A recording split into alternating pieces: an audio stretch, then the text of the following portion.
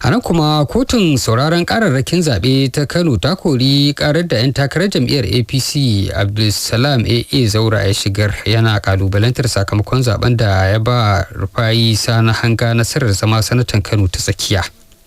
Rufa'i Hanga shine mataimakin mai tsawatarwa a majalisar dattawa bangaren marasa rinjaye. Kuma shine wanda hukumar INEC ta bayyana a matsayin wanda ya samu nasarar a zaben da aka gudanar a bana. Ibrahim Abdulhamid na Madubi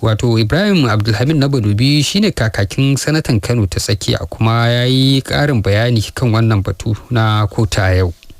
Alhamdulillah yau 24 ga watan 7 2023 yau shine ya kawo ƙarshen shari'a da take zamanta a Kano wanda abokin takararmu Abdulsalam AA Zaura ya shigar da sanata Rufa'i Hanga yana kalubalantar nasarar da ya samu. Ta yau dai ta faru ta ƙare. Mun kada su a akwati kuma yau mun kada su a kotu bisa irin yadda suka yadda da hukuncin da Allah subhanahu wa ta'ala yi.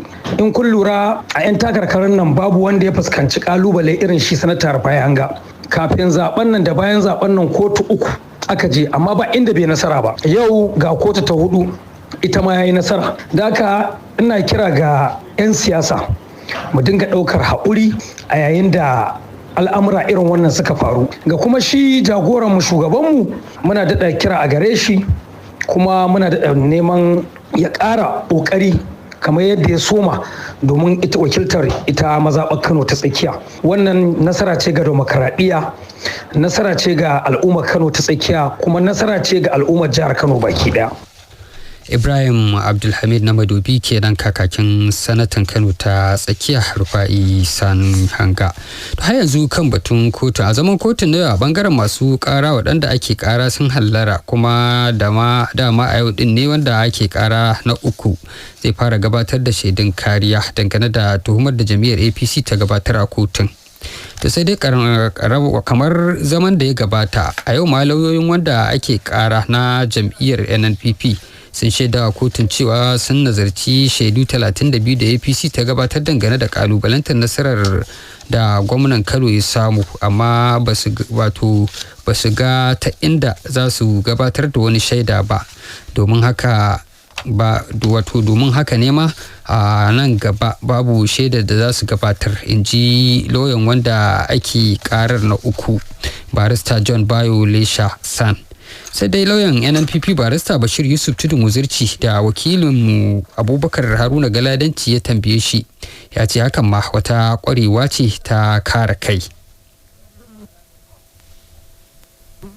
Ka ɗauka ma mutum 15,000 suka iya tabbatarwa, mu kuma muna da majin na 130 da wani abu. Saboda haka wannan abin da suka zo suka yi kamar yadda kullum nake faɗa wasa kwakwalwa ne da ɓata lokaci da wasan kwaikwayo kamar yadda muke faɗa. Yawanci su da yake su mabiyansu suke ta kokarin birgewa kuma da yawansu ba sa samun daman shiga kotun ko kuma ba ma sa gane me ake yi, shi sa da yawansu da ka ga cewa suna ta maganganu rashin kawo shaida, suna munna ba mu kawo shaida ba, suna munna. Wannan su lauyoyin ai sun san me muke nufi domin Supreme Court a case din Oyetola recently da ta yi na Osun State ta faɗi cewa shi wanda ake ƙara ba shi da haƙƙi ya kawo wata shaida in dai mai ƙara bai iya yin wani abu ba. So a wannan kes din mu mun duba mun ga cewa babu abin da suka iya yi wanda zai bayu ma har ma sai an kawo shaida, domin babu wata shaida a gaban kotu da ta tsaya wacce za a gamsu da ita. Shi kuwa lauyin APC barista Adamu Abdullahi Faki ya ce har yanzu suna da yaƙinin samun nasara. Kotun dai za ta ci gaba da sauraron karar zuwa ranar 21 ga watan gobe. Har ila yau rukunin kotun sauraron korafe-korafen zaben gwamnoni da sauran kujerun da aka zaɓa yau ta kori karar da ɗan takarar sanata a jam'iyyar APC ya shigar yana kalubalantar kujerar sanatan Kano ta tsakiya AA Zaura. Har ma kotun ta ci tarar kuɗi naira 600,000.